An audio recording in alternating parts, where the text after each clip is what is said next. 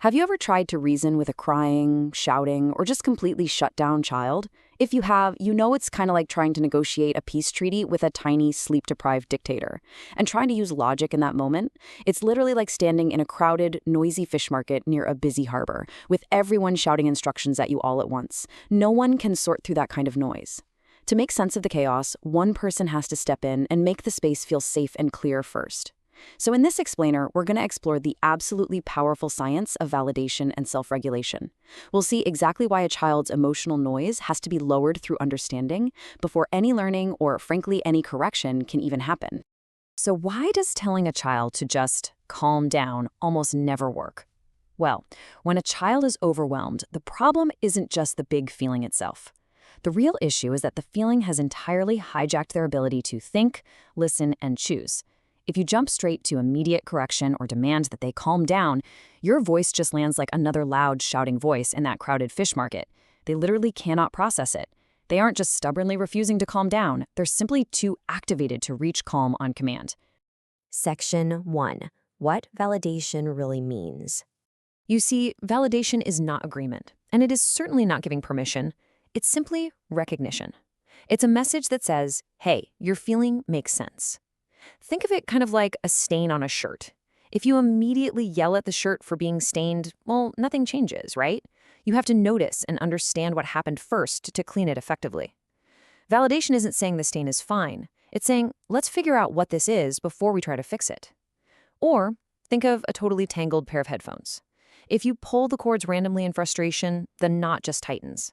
Validation is gently locating the loops of that knot so you can actually start to loosen it. Because you cannot loosen what you don't first locate. Section 2. Inside the brain and body.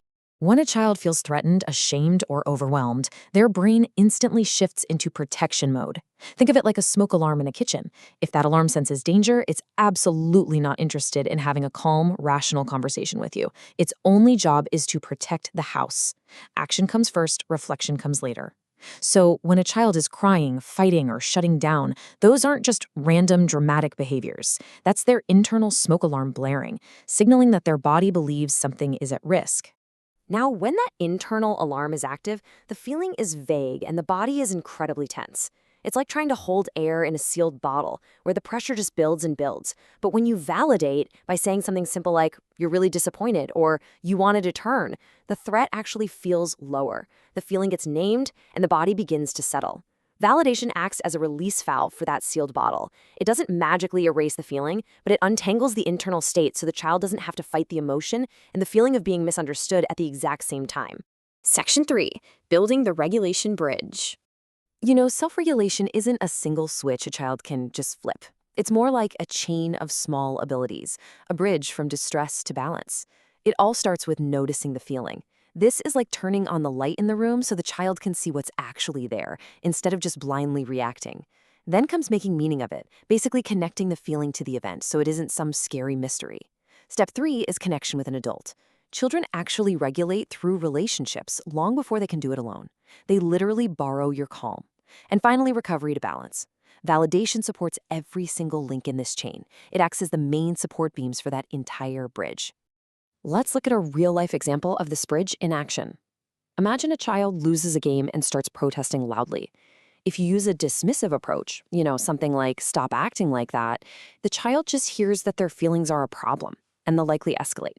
But what happens with the validating approach? You could say, you really wanted that turn, but it's still not your turn yet. See what happened right there? You recognize their experience, but you kept the boundary. This combination teaches a child an incredibly advanced skill, how to stay connected and balanced even while deeply disappointed. Because validation doesn't remove limits, it actually makes limits usable. Section 4. Becoming the calm adult. Here's a huge takeaway. Validation today becomes self-talk tomorrow. Over time, the tone a child hears from an adult is absorbed and entirely internalized. If they constantly hear, you're overreacting or stop crying, they learn to distrust their own emotions. But if they hear, that was really hard, or I can see why you're upset, they start to build a healthy inner script. They learn to say to themselves, okay, I feel something strong, but I can survive this. You are quite literally shaping their inner voice for the rest of their lives. And that brings us to the core anchor of our entire explainer today. A regulated child is often first an understood child. Let's just pause for a second and let that deeply empathetic truth sink in. With this mindset shift, you're no longer looking at a child's upset as an inconvenient problem you have to shut down as fast as possible. Instead, you're seeing it as a crucial moment where a nervous system needs help moving from alarm to balance. Understanding truly is the foundation of regulation.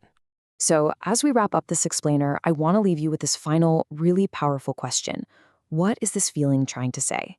The next time you're faced with a difficult moment, an outburst, or a full-on meltdown, I challenge you to stop asking, how do I make this stop? And instead ask what the feeling actually means. Because if we don't take the time to understand their emotional noise today, how can we ever expect them to manage it themselves tomorrow? Thanks for joining me, and I really hope you can bring this wholesome understanding to your next big emotional moment.